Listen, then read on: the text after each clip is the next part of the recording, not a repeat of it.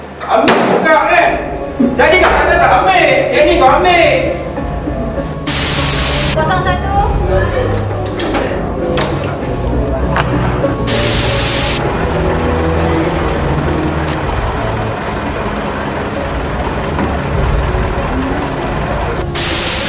Kali ini? Ha?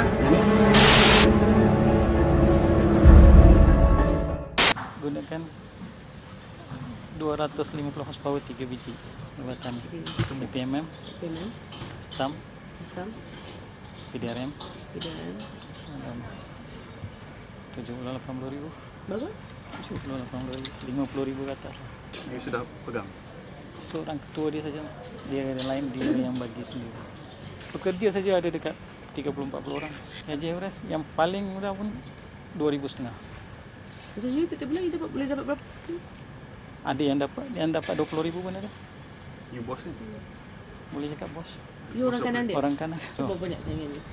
Oh ramai. 10 orang, 10 sindiket? 10 lebih daripada 20. Lebih daripada 20 sindiket? Saya tak perlu kerja, saya pakai telefon dia, saya tak perlu jaga orang, tak perlu apa. Budak-budak saya yang kerja. Jadi kalau kena tangkap pun budak-budak yang kena kerja. Macam saya boleh lepas. Bekerja dalam 30-40 orang kena tangkap. Saya tengah minum kat kedai. Keluar ke laut daripada sungai hampir dalam setengah jam. Kami kena lalui yang APMM, custom dengan marine. Kalau tak pernah saya lah, selama ni pun saya tak pernah ada berada dengan orang tu. Saya menggunakan telefon saja.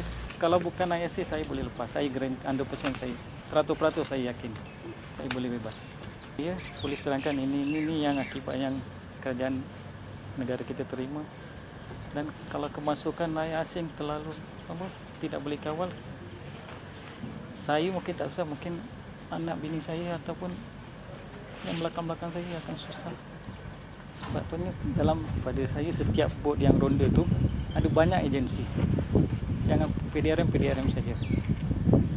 Yang tak berkenal dan bertukaran orang hari-hari.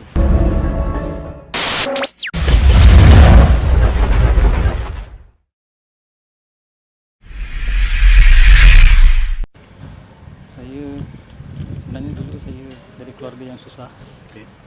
Seorang driver taksi.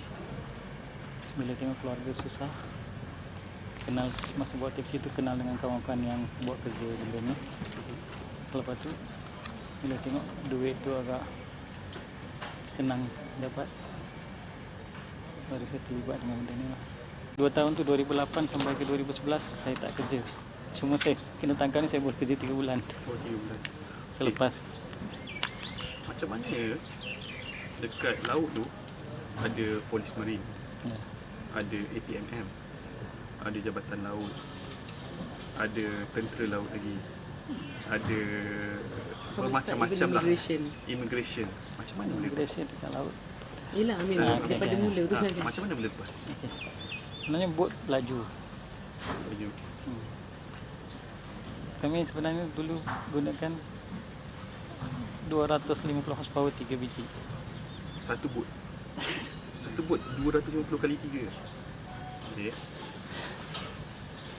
Satu bot pancing berapa ramai? 30. 30 orang. Satu 80 orang. Okey. Kata 80, kadang ada yang tak dapat Berapa banyak bot 80. tadi? 3 biji. 3 biji. Satu hari untuk operasi. Berapa kali trip? Sekali aja. So, Sebulan kerja dalam ada juga bawah 20 hari lah. Tapi- Tak sampai 20 hari So, kerja you gerak malam.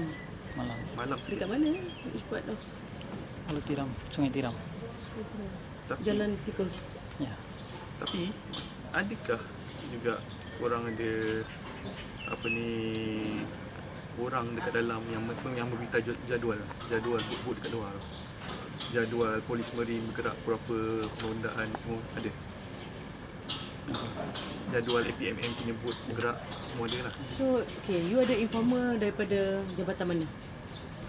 Jabatan Semua. APMM, Penang, stam, Astam, PDRM, PDRM. Marine, yang polis sama marine, PDRM sama APMM, custom. immigration kurang. Jabatan laut Jabatan laut tidak. dia punya investment dia macam yang dia bayar tiap-tiap bulan pada jabatan-jabatan ni berapa banyak? Informal.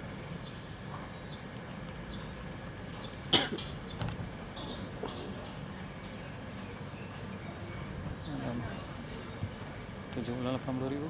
Berapa? 70,000-80,000. RM50,000 ke atas lah. RM50,000. 50,000. Berapa ramai lah? Pada semua ni. Ramai. Untuk accumulated amount lah. Berapa ramai? Maknanya seorang individu tu berapa? Beberapa orang. Dalam berapa orang? Satu bot tu dia 5 orang. Dalam satu bot operasi tu biasa 5 lah. Simpan 5 lah. Dia anggota tu 5 orang lah. So tiap-tiap jabatan ni ada 5 orang. Oh, maknanya satu bot yang perunding tu ada 5 orang. 5 orang sekali you tangkap. Dia sudah pegang. Seorang ketua dia saja. Dia yang lain dia yang bagi sendiri. Okey, sekarang you dah tahu operasi. Berapa banyak bot sebenarnya yang patrol dekat kawasan Ulu Tiram sepanjang daripada Ulu Tiram pergi ke Batam? Berapa banyak bot yang ronda? Ronda custom Custom apa? semua sekali ke Ha, satu berapa? hari ke ataupun Dalam macam satu mana? hari katakan you nak operasi hari ni. Hmm. Lepas tu ada berapa banyak bot yang ada yang akan mengganggu operasi yang perlu diawasi? Berapa banyak halangan? Tolak daripada gaji kami lah. Budak-budak kerja kami ada pekerja saja ada dekat 30-40 orang. 30-40 orang gaji average berapa? Gaji average yang paling murah pun 2,500. Macam you tiap bulan you boleh dapat berapa tu? Ada yang dapat 20,000 pun ada. You bos kan? Boleh cakap bos. You orang Masuk kanan dia? Orang kanan. Orang kanan lebih lah. Dia ada berapa orang kanan? Saya yang dekat sini ada 3 lah. Anak dia 1. Tapi duit tak sedap. Duit memang. Kawasan Tapi duit keluar pun sama juga. banyak kawasan kat Johor ni dia macam hotspot lah untuk syndicate operasi pasal nak ke Indonesia kan. You ada saingan tak di kalangan syndicate? Sedap. Banyak. Berapa ramai saingan you? Kalau di Ulu Tiram tu tak ada. Tapi di Pasir Gudang, Kota Tinggi, Kira Johor lah. Kalau kat Johor tu Johor. berapa banyak saingan you? oh ramai. Okay.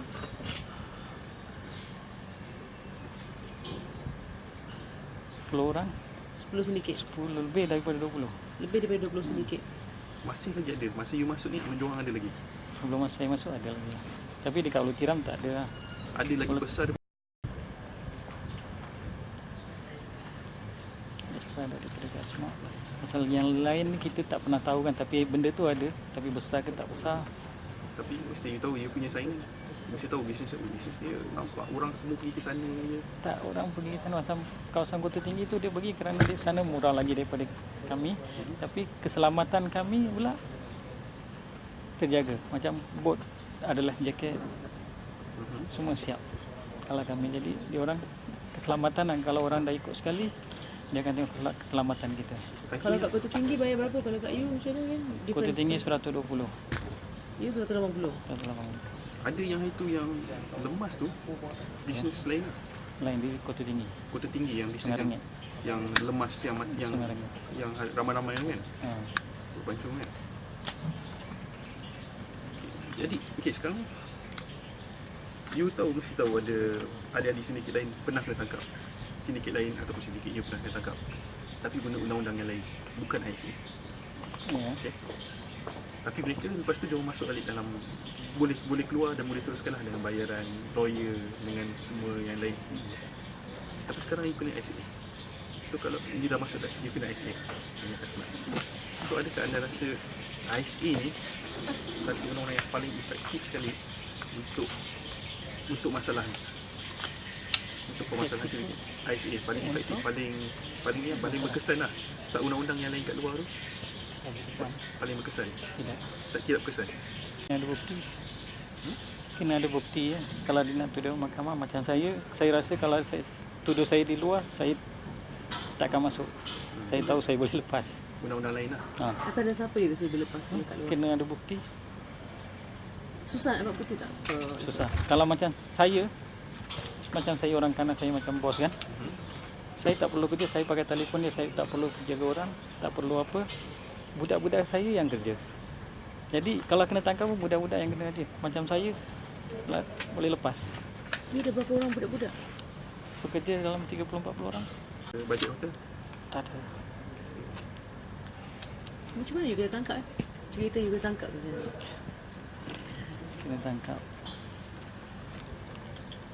Kena tangkap. Saya tengah minum kat kedai. Dah habis kerja kan? Tak, selepas saya Kasmat kena tangkap, saya pergi India. Oh, Kasmat kena tangkap dulu. Awak lari dulu lah. Okay. Tak, dia dah kena tangkap baru saya pergi India lah. Bapa saya, orang tua saya kahwin yang mak saya dah meninggal, kahwin yang kedua dari India. Jadi saya selalu memang ada pergilah bila Kasmat dah kena tangkap sebulan. Saya pergi India, duduk sana 2 bulan. Lepas tu fikir-fikir balik nanti kena tangkap juga. Jadi habiskanlah apa yang ada, insya-Allah. Tuhan yang bagi kita yang ni. Saya tanya apa yang dekat India pun banyak kawan-kawan ustaz-ustaz yang bagi nasihat, dia cakap mungkin Tuhan tulis untuk engkau ni, kau harus hadapi benda ni, lari ke mana pun. Anak isteri semua, saya anak 5, semua sekolah, 4 orang sekolah, satu yang terakhir yang bongsu 4 tahun. Sana isteri tinggal 2 bulan pun dah macam tinggal 2-3 tahun. Terpaksa balik. Tapi you tak serah diri, itu yang minum kopi masa kena tangkap. So, Tunggu je. you ada maklumat tak antara macam mana 20 lagi you punya pesaing-pesaing sedikit lain di Johor ni yang jaga kita punya enforcement agencies juga? Semua modus operandi yang sama ke? Tidak. Macam kami dari Ulu Tiram nak keluar ke laut daripada sungai, hampir dalam setengah jam. Kami kena lalui yang APMM, custom dengan marine. Kalau di Kota Tinggi tidak, dia boleh, kalau duduk sini boleh nampak Indonesia. Kami mau 1 jam lebih, dia 20 minit saja. Jadi dia tak perlu jaga yang Senang ya. Tapi yang lain sedikit lain ada simpan juga. Ada simpan informal juga. ada. No? Pasal dia kalau nak ada tuduh di mahkamah perlu ada bukti. Saya rasa kalau macam saya, kalau kerja di luar sekarang pun saya memang senyum. Pasal memang tak boleh nak tuduh. Saya rasa tak, pasal saya tak pernah kalau nak ada bukti, mungkin saya kena ada dengan orang-orang itu ke. Tak pernah saya lah, selama ni pun saya tak pernah ada berada dengan orang tu. Saya menggunakan telefon saja. Obviously you bekerjasama dengan polis. InsyaAllah. Ada tak hasil daripada kerjasama you ni membolehkan tangkapan lain dibuat? You orang kedua yang kena tangkap dah sedikit kan? Yang kelima. Oh, yang kelima. Okay. Yang terakhir. Oh, yang terakhir. So hasil you ditangkap, saya hasil daripada information macam ni? Information daripada kawan-kawan saya yang sebelum ni, ataupun sebelum tu polis dah ada maklumat tentang kami. Kami pun bukan sebulan 2 bulan, bertahun bekerja. Memang saya kena terima pasal saya yang buat salah. Anda setuju tak ISA dimasukkan?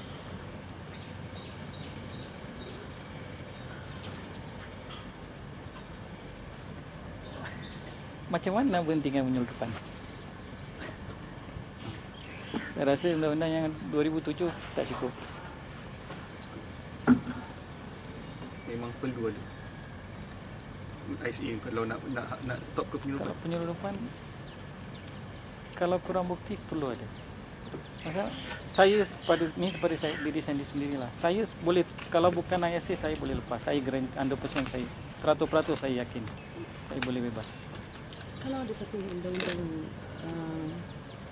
baru ataupun amendment dibuat pada undang-undang yang sedia ada untuk membolehkan human smuggling ni di-arrest dengan cara yang tersendiri, apa yang perlu ada? Peruntukan undang-undang yang macam mana yang perlu ada untuk arrest people smuggling ni yang boleh berkesan? Sebenarnya macam saya sendiri pun, sebelum saya kena tangkap, saya berfikiran orang yang Indonesia nak balik ke Indonesia. bila saya dah kena tangkap, saya baru tahu polis yang cakap dengan saya, mungkin yang you bawa tu ada perompak, ada perogol, ada pembunuh orang. Jadi baru saya sedar apa yang saya buat selama ni, kesalahan saya yang saya buat. Dan orang di luar tu mungkin tak sedar apa yang dia buat. Dia tak tahu. Jadi kena itu yang patutlah. Macam ISA ni pada saya berkesan, saya boleh yalah, dekat luar tu saya tak tahu apa yang saya buat. Tapi bila saya dah kena tahan, terangkan pada saya, polis terangkan ini yang akibat yang kerajaan negara kita terima. Dan kalau kemasukan rakyat asing terlalu tidak boleh kawal, saya mungkin tak susah, mungkin anak bini saya ataupun yang belakang-belakang saya akan susah. Orang yang you bawa keluar tu masuk balik tak? Sedikit lain ke? Masuk melalui Kota Tinggi, daerah sure. Kota Tinggi. So pasal dia situ laut dia, saya cakap duduk sini boleh nampak Indonesia. Saya yang pengalaman saya ada yang saya tanya pekerja saya sendiri, bekerja dengan saya, dia cakap bayar duit di situ, dia tahu dia hantar aja di tepi jalan sendiri. Tak ada orang yang tu. Pasal di jalan raya dia boleh cari taksi, dia boleh cari apa. Laut sini jalan raya di tepi saja. Maksud saya orang yang you hantar balik ke Indonesia ni, dia ada maklumat yang diorang datang balik, akan datang balik, nak datang balik. Ada jadi BP customer. Customer saya, kami sebanyakan kalau kait dia kami panggil ikut immigration lah yang secara sah. Dapat sebulan. Selepas tu pasport tu matikan. Bila nak balik setahun ke 2 tahun baru balik. Oh, okay. You nampak you punya pengetahuan pasal bisnes ni sedikit ni memang meluas lah. Dan you pun memang bijak juga. Kalau you rasa lah macam mana nak kata mengatasi masalah agensi penguasa kat luar ni, macam mana nak bagi diorang tak bersama dengan sedikitnya ni, apa yang akan menghalang mereka, apa langkah-langkah yang patut diambil untuk menghalang mereka daripada bekerjasama dengan sedikit ni. Sebabnya dalam pada saya setiap bot yang ronda tu ada banyak agensi. Jangan PDRM saja yang tak berkenal dan bertukaran orang hari-hari. Jadi dia tak ada yang kalau setakat PDRM tu bot, customer tu bot tidak berkesan. Banyak agensi dalam satu bot yang saling tak mengenal satu sama lain. Ini kalau polis campur dengan agensi lain sekali Agensi yang lain. tak kenal, Yang tak kenal bertukar-tukar. bertukar-tukar. Jadi kalau diorang tahan, betul-betul kena tahan. Betul-betul. Dia macam saya, kalau saya ada 5 orang saya tak kenal ni, masing-masing takut ni. Kalau setakat orang yang sama